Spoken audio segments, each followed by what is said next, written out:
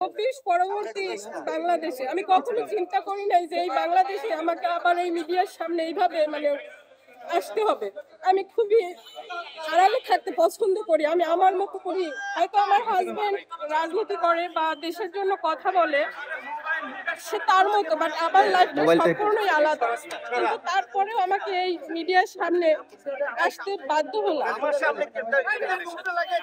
29 তারিখ যখন ঘটনাটা ঘটে, আমি লাইভ দেখছিলাম, তো আমি কখনো কল্পনাও করতে পারি নাই, স্তব্ধ হয়ে গেছি। বলার আমার এটা বর্ণনা করার মতো আমি ভাষা খুঁজে পাচ্ছি না যে এই বাংলাদেশে আমি আমার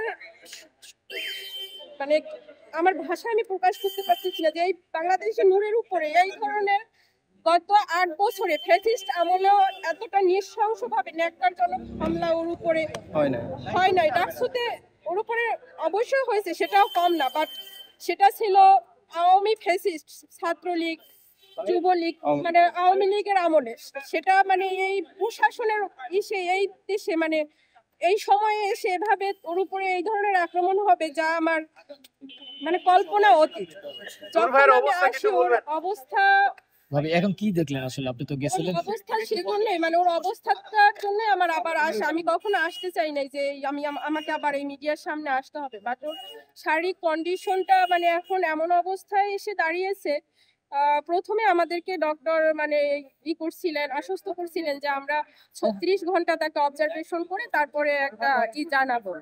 বাট ওর উপরে এতটা করা হয়েছে, আঘাত করা হয়েছে শারীরিক ভাবে, ওর ব্রেইনে এবং নাকে চোয়ালে যে এগুলো হয়েছে, ইন্টারনালিও অনেক ওর মেরুদণ্ডে।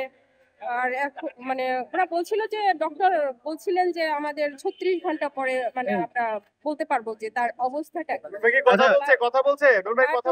হ্যাঁ জ্ঞান ফিরছে, বাট ওর যে শারীরিক কন্ডিশন সেটা ওর আগে প্রথমে বলছিল তারা 36 ঘন্টা, তারপরে এখন তারা আমার মিডিয়ার সামনে আসা এই জন্যই যে এখন তারা বলতেছে যে 72 ঘন্টা পর ছাড়া আমরা বলতে পারতেছি না। তার ও এখনো শঙ্কামুক্ত না, ওর শারীরিক কন্ডিশন এখনো স্টেবল না।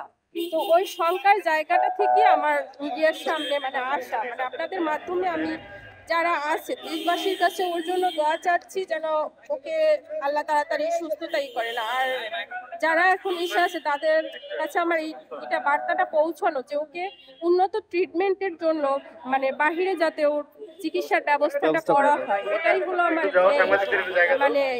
কারণ ওর গত যে 18 বছর, সেই 2018 থেকে 24 পর্যন্ত ওর উপরে যে পর্যায়ক্রমে যে হামলাগুলো হয়েছিল, তখন তো ফ্যাসিস্ট আমল ছিল। ওর ট্রিটমেন্টটাও আমরা ভালোভাবে নিতে পারি না, সেটা আপনারা গণমাধ্যম কর্মী যারা আছেন আপনারা ভালোভাবেই সেটা জানেন।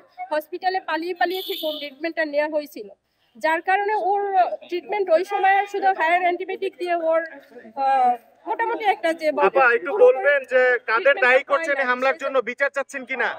হামলার জন্য তো অবশ্যই বিচার চাচ্ছি, যে যারা দোষী তাদেরকে যেন অতি দ্রুত আইনের আওতায় আনা হয়।